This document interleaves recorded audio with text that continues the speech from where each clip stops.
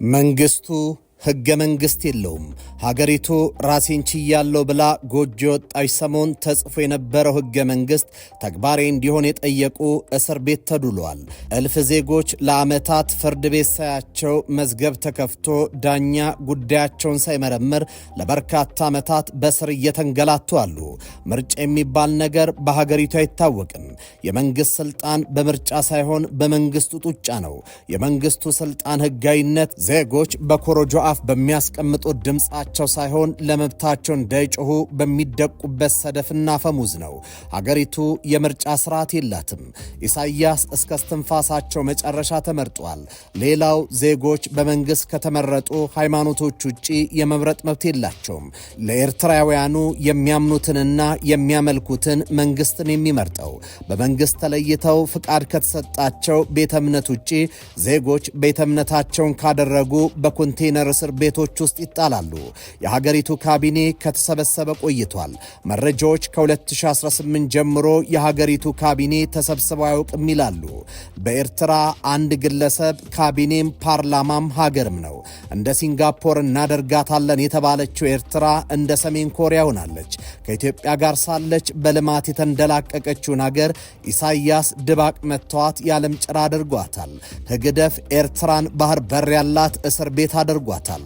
ኢትዮጵያ በአፍሪካ ሞዴል ሀገር ስትሆን ኤርትራ ኢኮኖሚያዊና ዲፕሎማሲዋ ድባቅ የተመታ እስር ቤት ሆናለች። ትናንት ኤርትራውያን የባርነት ቤት ብለው ጥለዋት ወደ መጡበት ሀገር ለመመለስ ከ1 ሚሊዮን በላይ ብር ከፍለው ከሞት ተናንቀው ይገባሉ። ኢሳያስ የኤርትራን ፖለቲካ ኢኮኖሚም አውድመውታል። ኤርትራ ድባቅ ተመታለች። ኢትዮጵያ በሰጥቶ መቀበል መርህ ያቀረበችላትን የባህር በር ጥያቄ ካልተቀበለች ድባቅ ትመታለች። ሰላምታችን በያላችሁበት ይድረስ። ይህ መሃል ሚዲያ ነው። ኢሳያስ ኤርትራን ሁሉ በኩሌ በሆነ መልኩ ድባቅ መተዋታል። ህግደፍ የኢትዮጵያን የባህር በር ጥያቄ ካልተበቀለ ለአንዴና ለመጨረሻ ጊዜ የሚደቅ ይሆናል የሚለውን እየተመለከትን አብረናችሁን ቆያለን። አብራችሁን ቆዩ። ቤት በ4 ሚሊዮን ብር ብቻ ለበዓል የወጣ ልዩ ቅናሽ በውቢቷ ሲኤምሲ አፍሪካን ኮንቬንሽን ሴንተር ፊት ለፊት ምንም አይነት የብር ጭማሪ የሌለበት በካሬ 84,000 ብር ብቻ ከ50% ባንክ ብድር ጋር የተመቻቸ በ10% ቅድመ ክፍያ ጀምሮ ባለ 1 መኝታ በ600,000 ብር፣ ባለ 2 መኝታ በ900,000 ብር፣ ባለ 3 መኝታ በ1 ሚሊዮን 100,000 ብር ቅድመ ክፍያ። በተጨማሪ በጣም ውስን በሆነ ቤቶች ላይ የተደረገ የ30% ቅናሽ በካሬ 62,000 ብር ብቻ እንዲሁም በውስጡ ጂም፣ ስፓ፣ የልጆች መጫወቻ ከበቂ ፓርኪንግ ጋር አዘጋጅተንሎታል። ይህ ልዩ የበዓል ቅናሽ እስከ ዳግመ ትንሣኤ ብቻ የሚቆይ በመሆኑ የልቦን ምኞት እውን ያድርጉ። ለበለጠ መረጃ ስክሪኑ ላይ ባለው ስልክ ይደውሉልን። ድሪም ቢልደርስ ሪል ስቴት። ኤርትራ ድባቅ ተመታ ከሽፋለች። የኤርትራ ፕሮጀክትም በሽንፈት ተጠናቋል። ኤርትራ ተሸንፋለች። ሽንፈቷ ውስጣዊ ነው። ጠቅላይ ሚኒስትር አብይ በተደጋጋሚ ጊዜ የባህር በርን በድርድር የማትፈቅዱ ከሆነ በባሌም በቦሌም ይመለሳል ብለዋል። እስካሁን የቦሌው መንገድ አልተሳካም። የሚቀረው የባሌው መንገድ ነው። ኢትዮጵያ እንደ እስራኤል ለመዋጋት የሚያስችላትን የዘመናዊ ጦር አደራጅታለች። ይህ ጦር የኤርትራ ምድር ሳይረግጥ ኤርትራ መንግስት መጣል ይችላል። ይህ የቴክኖሎጂ ልዩነት ኤርትራን ድባቅ የሚመታ እውነት ነው። ኤርትራ እንደተሸነፈችበት የ90ዎቹ ጦርነት እንኳን የመከላከል አቅም የላትም። ኤርትራ አስቀድማ ተሸንፋለች።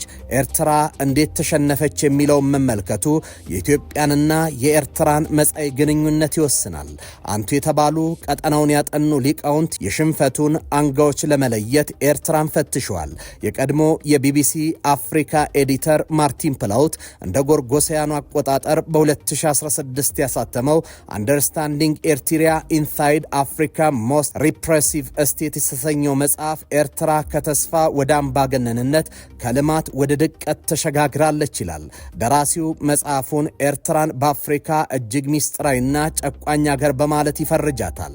ፕላውት እንደጻፈውና እንደሚከራከረው የ90ዎቹ ጦርነትና ከዚያ በመለስ ያለው ጊዜ ፕሬዝደንት ኢሳያስ በሀገሪቱ ዲሞክራሲን፣ ሰብአዊ መብትና ልማትን ለማፈን ሰበብ አድርገው እንዲጠቀሙ ምክንያት ሆኗል። ሁኔታው መንግስት ህገ መንግስቱ እንዳይተገበር ምርጫ እንዳካሄድና ወጣቶችን ላልተወሰነ ጊዜ በውትድርና እንዲያቆይ ምክንያት ሆኗል ይላል ፕላውት። የኤርትራ ብሔራዊ የውትድርና አገልግሎት ዘመናዊ ባርነት ነው ይለዋል። ኤርትራን ወጣት አልባ ያደረጋትም የጊዜ ገደብ የሌለውና ደሞዝ አልባው ወታደራዊ አገልግሎት ሚሊዮን ወጣቶችን በየብስ ከድንበር ጠባቂ የጥይት አፍ፣ በባህር ደግሞ ካሳፍ ተናንቀው ሀገራቸውን ለቀው እንዲወጡ አድርጓቸዋል። የኢኮኖሚ መድቀቅ፣ የትምህርት ተቋማት ህልውና አደጋ ውስጥ መውደቅና በምትኩ የሳዋ ወታደራዊ ካምፕ መስፋት የዜጎች ፈተና ሆኗል። ወጣት ሴቶች 18 ዓመት ሳይሞላቸው ትዳርን፣ ወንዶች ስደትን የሚመርጡት ከዋጠ ከማይተፋው ሳዋ ለማምለጥ ነው። እርግጥ አንዳንድ ተንታኞች ሙሉ ሀገሩ ታስሮ ሳለ ስለ ሳዋ ማውራት ቅብጠት አድርገው ቢወስዱትም ሳዋ ለበርካታ የሀገሪቱ ወጣቶች ገሃነም ነው። ኤርትራ ግልጽ ብሔራዊ በጀት የላትም። በኤርትራ ግልጽ የመንግስት አሰራር አይታወቅም። ሻቢያ የኢኮኖሚው ዘዋሪ ሲሆን የጦር መኮንኖች ኮንትሮባንድ ላይ የተንተራሰውን ኢኮኖሚ ይዘውሩታል። የኢኮኖሚ ዘገባ እንደሚያመለክተው በኤርትራ የታሸገ ውሃ እንኳ በሀገሪቱ የማይመረስ ሲሆን እርሱም ብርቅ ሆኖ የታሸገ ውሃ ከውጭ ታስገባለች። እናም ጥያቄው ኤርትራ ባለም አቀፉ ፖለቲካል ኢኮኖሚ ውስጥ በዚህ መጠን እንዴት ተሸነፈች የሚለው ነው። የመጀመሪያ ጉዳይ ኤርትራ የተመሰረተችው በራሷ አቅም፣ በውስጥ ጥንካሬዋ ከኢትዮጵያ በተለየ ታሪክና በነገ ተስፋዋ ተመስርታ አይደለም። የኤርትራ መሰረት የኢትዮጵያ ውድቀት ነው። የኤርትራ ልማት በኢትዮጵያ ውድመት፣ ትንሣኤውም በሞቷ ላይ እንዲመሰረት ሆኗል። ኤርትራን የመሰረቱት እንድትመሰረት ባንክና ታንኩን ያቃበሉ ሀገራት የመግባቢያ የጋራ ታህታቸው ኮመን ዲኖሚኔተር ይህ መራራቅ ነው። ይህ አይነት የሀገር ፕሮጀክት በፖለቲካ ሳይንስ እሳቤ ውስጥ እንግዳ ነው። አንደኛ ሀገራት ከዚህ እሳቤ ውስጥ ሆነው ሀገር ለመመስረት የሄዱበት ርቀት የለም። ሁለተኛ የጎረቤት አቅም ሀብት ቋምጦ ጎጆ የወጣ ሀገር የሌለ በመሆኑ ነው።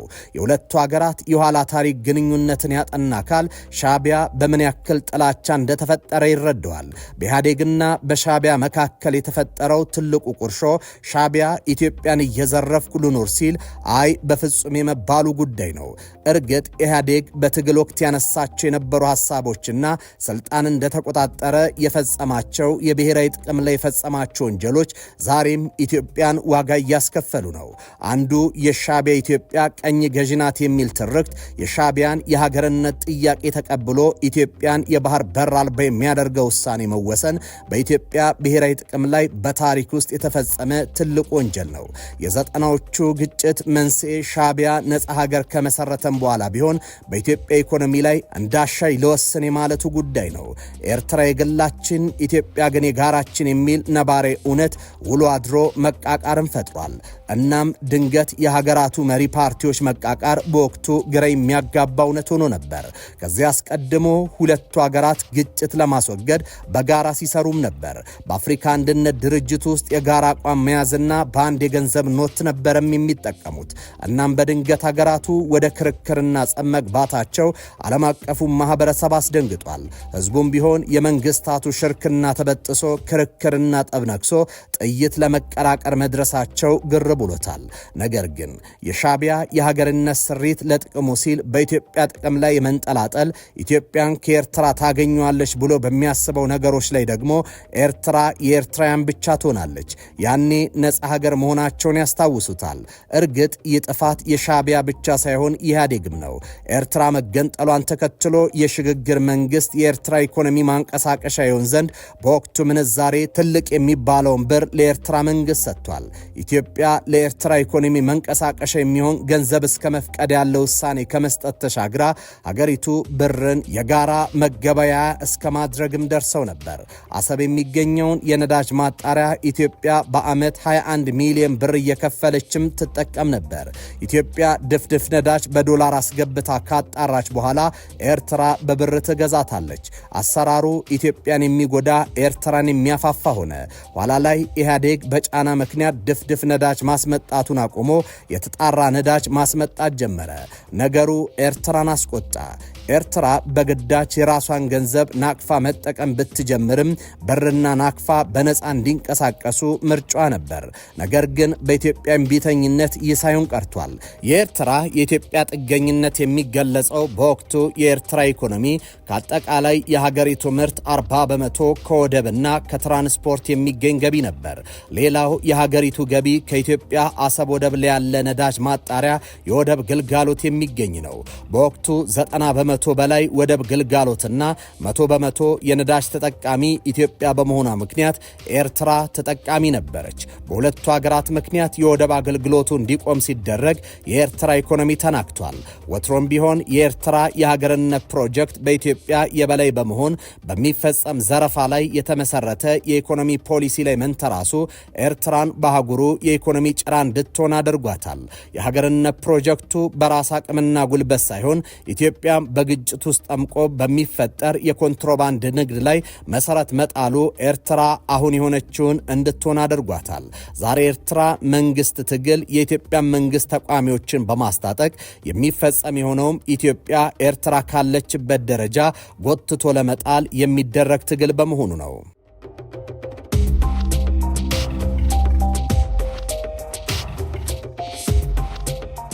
አልሆነም እንጂ ጠቅላይ ሚኒስትር አብይ ኤርትራን ዓለም የጣለባትን ማዕቀብ እንዲነሳ በማድረግ ከዓለም ኢኮኖሚ ጋር ለመቀላቀል ጥረት አድርገው ነበር። የኤርትራ ባለስልጣናት አልፈቀዱም እንጂ የኢትዮጵያና የኤርትራ የንግድ ግንኙነት ህጋዊ ማዕቀፍ እንዲኖረው በማድረግ የኤርትራን ኢኮኖሚ ነፍስ ሊዘሩበትም ነበር። አልተሳካም እንጂ ኢትዮጵያ ወደብን በጋራ በማልማት አብሮ ለመጠቀም የወሰነችው ገና በማለዳውም ነበር። ኋላ ላይ ግን ነገሮች እየተበላሹ መጡ። የኤርትራ ባለስልጣናት የኮንትሮባንድና የዘረፋ ኢኮኖሚን እንጂ በህግ የታጠረ ግንኙነት አንፈልግም በማለታቸው ምክንያት ነገሮች በነበሩበት እንዲጸኑ አድርጓቸዋል።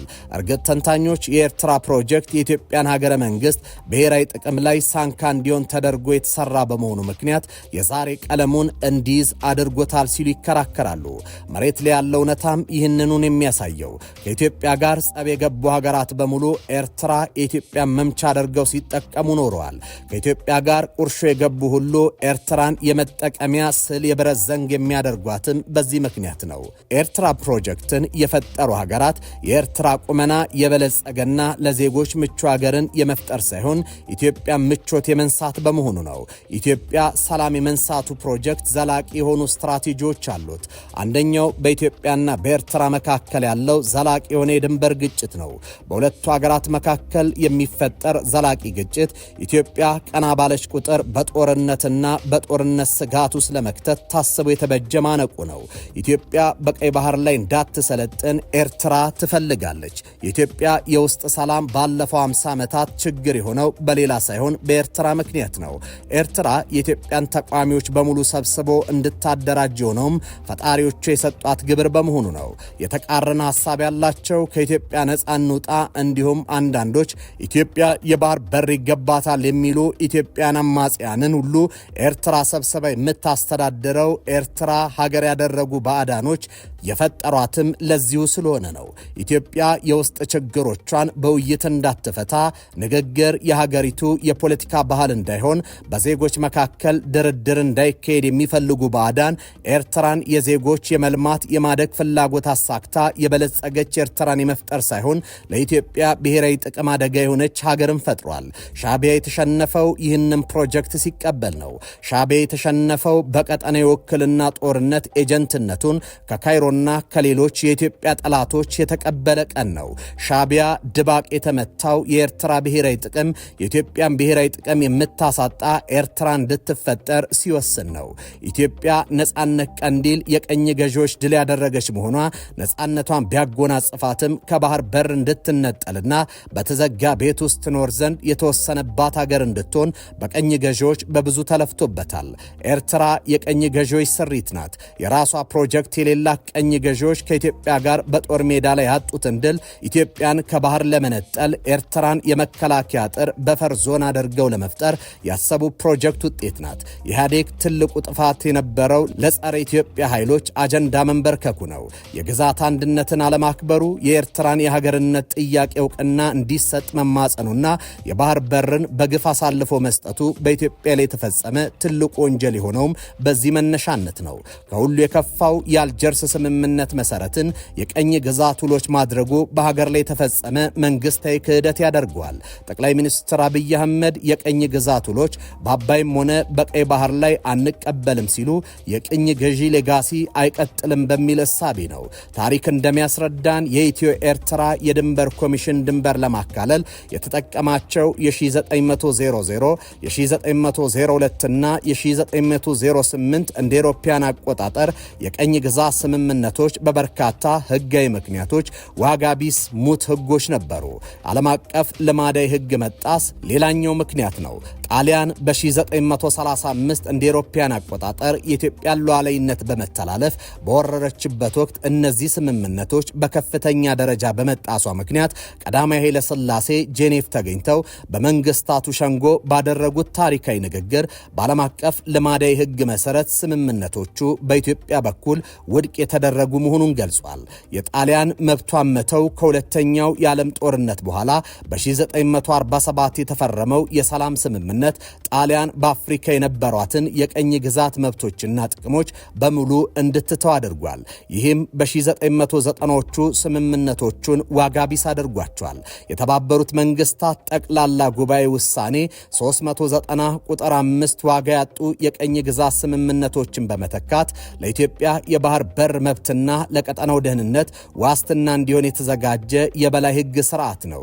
ይህ ውሳኔ ከታሪክና ከህግ አንጻር የድንበር ውሳኔው ዋነኛ መሰረት እንዲሆን ታስቦ የተዘጋጀ በመሆኑ የኢትዮጵያን ሉዓላዊነት ጥቅም የሚያረጋግጥና የቀኝ ግዛት ስምምነቶችን ሙት ያደረገ ብቸኛ ተፈጻሚነት ሊኖረው የሚገባው የህግ ማዕቀፍ ነው።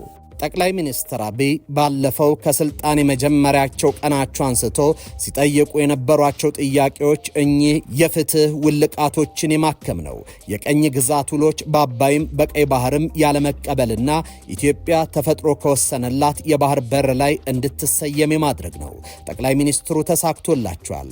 ይህን ተዘግቷል የተባለ ፋይል ህይወት እንዲኖረው አድርጓል። በኢትዮጵያ ምድር የባህር በር ይገባናል የሚለው ጥያቄ ዛሬም ሁሉም የሚያስተጋባው ድምጽ ሆኗል። ይህ ብቻ አይደለም። የዓለም አቀፉን ዲፕሎማሲ በማሸነፍ ሀያላን ሀገራት ከኢትዮጵያ ጋር እንዲሰለፉ ሆኗል። ከምንም በላይ በአባይም በቀይ ባህርም የቀኝ ግዛት ውሎች ተግባራዊ እንዳይሆኑ በማድረግ የኢትዮጵያን ዘላቂ ጥቅም እንዲያሸንፍ ሲያደርጉ የቀኝ ግዛት ውሎች የፈጠሯቸውንም የአባይንም ሆነ የቀይ ባህር ውሎች አለመቀበላቸው ኢትዮጵያ በአባይ የተጎናጸፈችውን በቀይ ባህር እንድትደግመው የሚያደርጋት ይሆናል። በምትኩ ኤርትራ ሀገር የሆነችበት ምክንያትም ይፈርሳል።